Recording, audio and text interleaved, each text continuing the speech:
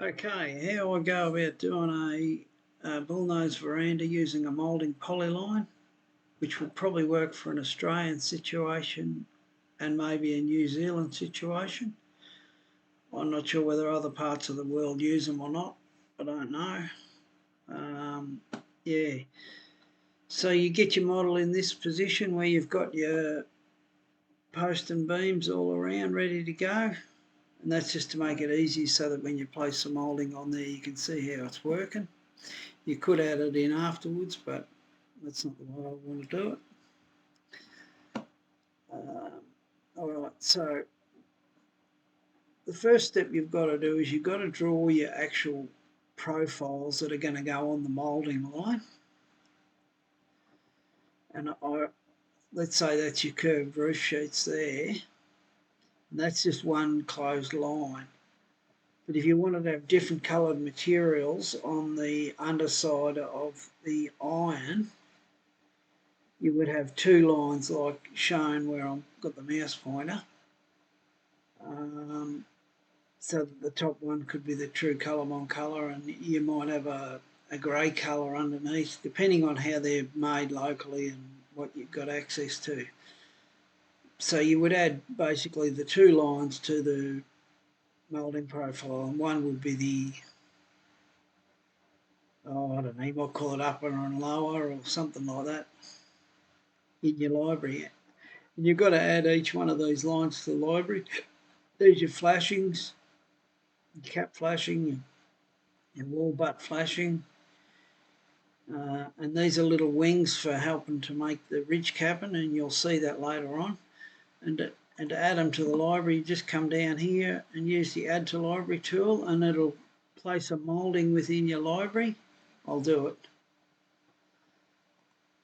Places a moulding within your library, and you'd rename that moulding and then put it in a folder that suits you so that you know you can find it in the future. And you wouldn't want to leave it as moulding because they'd all be labelled as moulding and you wouldn't know which was which.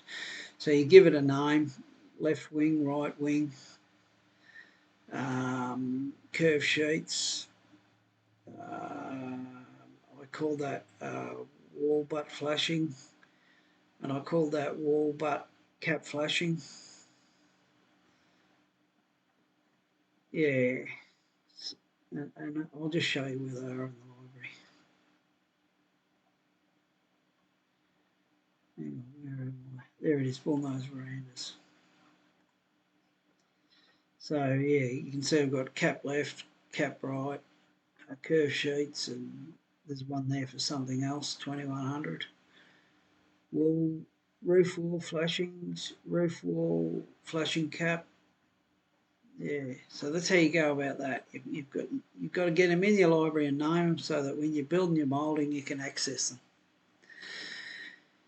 Yeah, let's add the moulding on.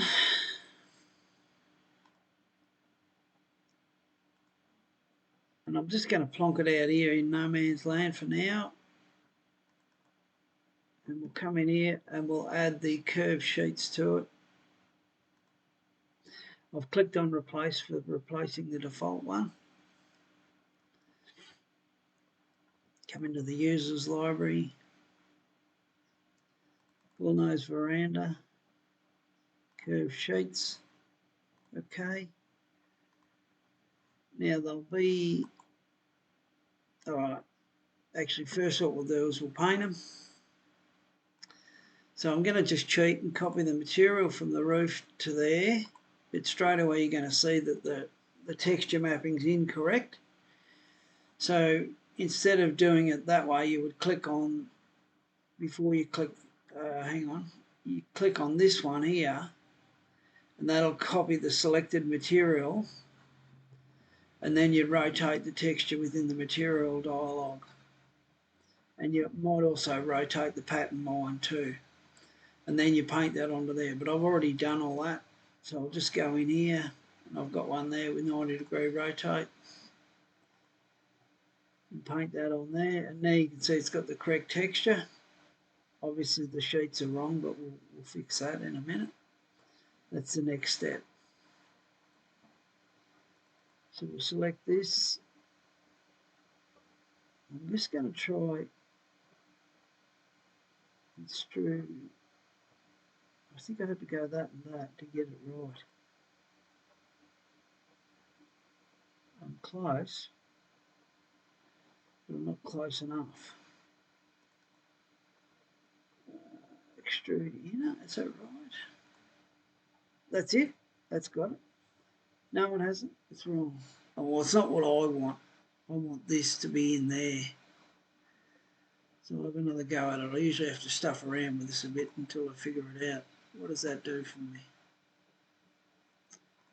I've got to extrude it inside the polyline. Yeah, that's got it. I tend to stuff around with that a bit until I figure it out.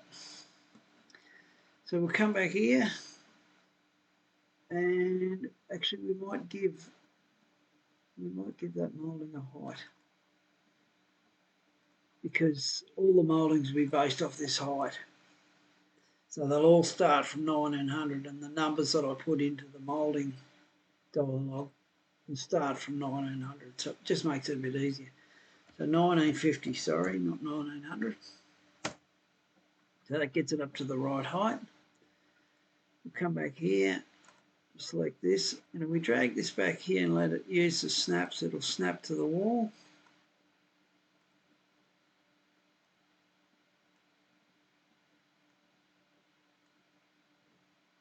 Something went wrong there. I rushed that, and see how it didn't snap to the main layer. So we'll come back here and get it on the correct layer. So now she's all pretty much in shape. Let's have a look at it. Now it just needs a few trims. Moulding. So we'll go add new, and we'll add the spout. Just wait for the library to load. Hang on, it's under Mark's flashings. Under Mark's flashings, I mumble under my bloody chin there a bit.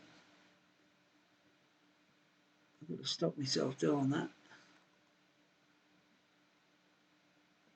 Quad spout. Okay, and it'll be the wrong way around. So I'll just reflect horizontally, and then I'll type its numbers in here, which I've predefined. I've got them ready to go. So mine is 1580. I worked them out before. Mine is 1580, just so I wasn't stuffing around in the video. And this one is minus 75. So it gets them in the right position. And you'll have to go through and do that. And your numbers will be different depending on how you've set it up. And you'll just have to, this will be the trickiest part of the whole process actually, is getting these numbers in and getting them right. Add new, so we'll add in the flashings. So get out of here, we don't need quad spout anymore.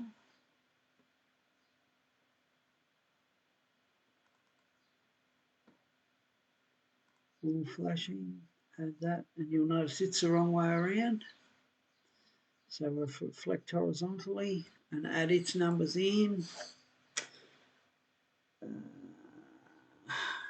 which are through full flashings, minus 160. As I say, I've pre-worked that out. 250. So it gets the flashing in the right spot. We'll add another one.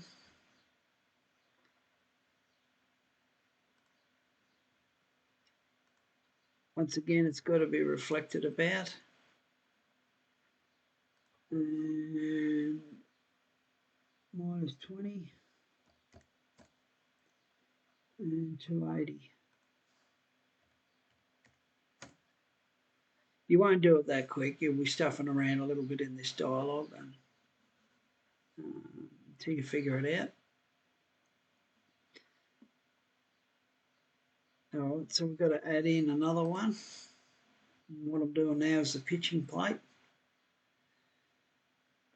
Go to choose basic mouldings or standard mouldings, not basic.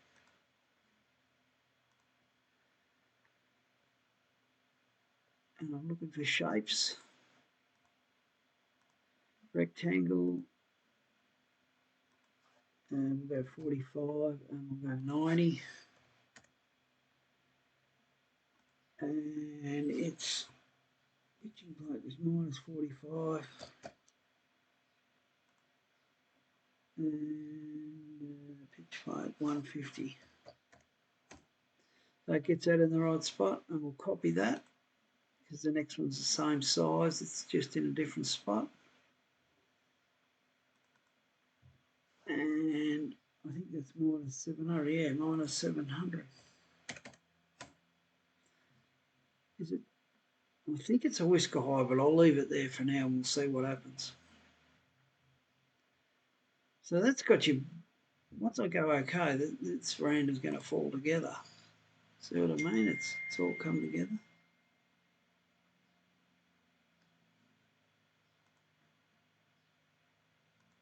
So I'll paint that on there, paint that on there, paint that on there, make it look pretty. And we'll paint these purlins underneath.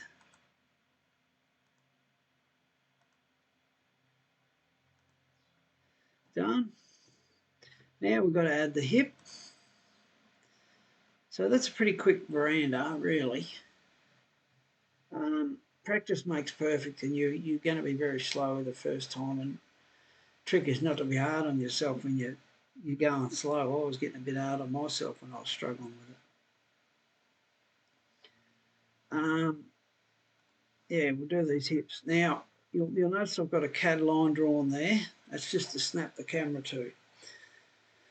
That CAD line is exactly 300 millimeters back from the hip position, because when you draw in a cross-section camera view, if you draw in no man's land, which is white, no surfaces, just the white area, I'm calling it white, you might have a different.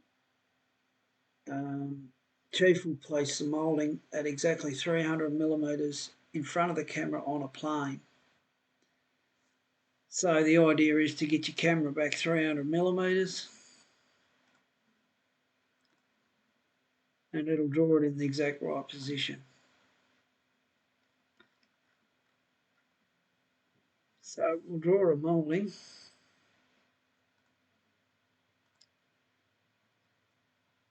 And I'm going to draw it in the white area so that it's correct. It's on that right plane.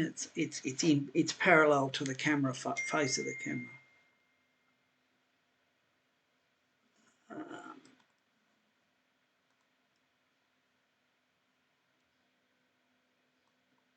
I'll drag it down here to where it needs to be.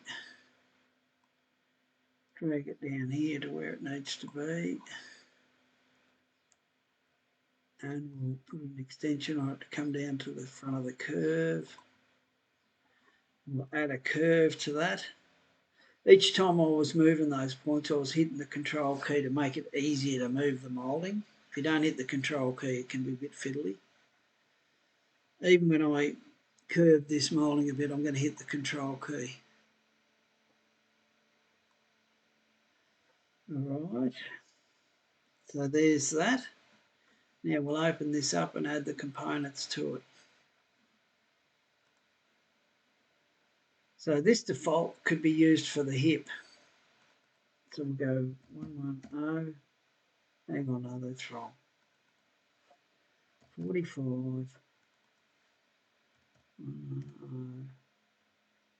Now up here, we're going to go minus 23 and see what happens. And here we're going to go 125.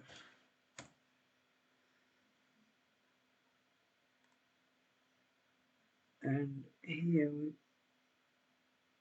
I've got something wrong. Offset. What happens when I extrude the unit? Does that work? No. Something's greatly wrong there. Let's put 0 in there and see what happens. Don't extrude. Right. So we'll go We'll go minus 125. Minus, oh no, I think I didn't use the minus key last time. That's better. That's starting to get it looking shape. Now we'll add the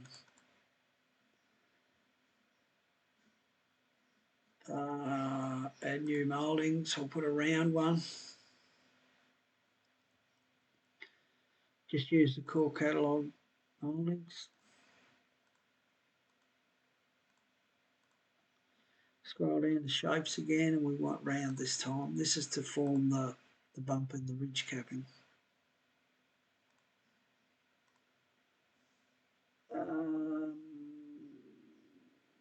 Right, so the round is minus 25. And the other one will be minus 10, minus 10. So hopefully that's got that in the right spot. We'll add the wings.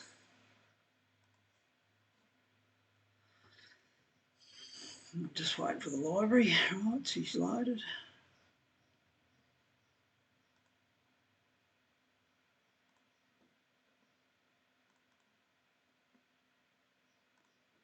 Left wing. So I reckon I'm going to have to go minus 120. What have I got? Wing, minus 125. Minus 125. And the other bit is wing 0. So it should be right. Yeah.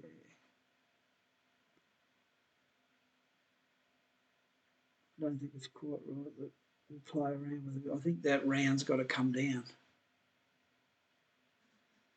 And we'll add another one. That's what I want. Right wing. So this one's going to be 18 mil. And I think it's 0. And we're going to lower this round down to vertical offset. We've got it at 10. Maybe it's minus 10. Ah, that's better. How's that looking?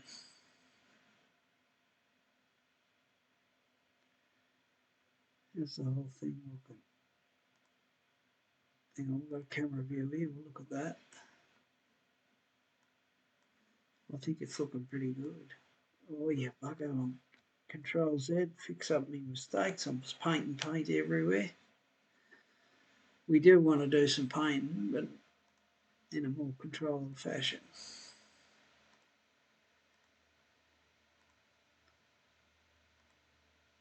All right. Actually, I think we might have got it straight away there. I might paint that hip beam. Yeah, no, I think we've got it straight away. And you'll find you'll get some gaps. And I'm not going to play around with it now.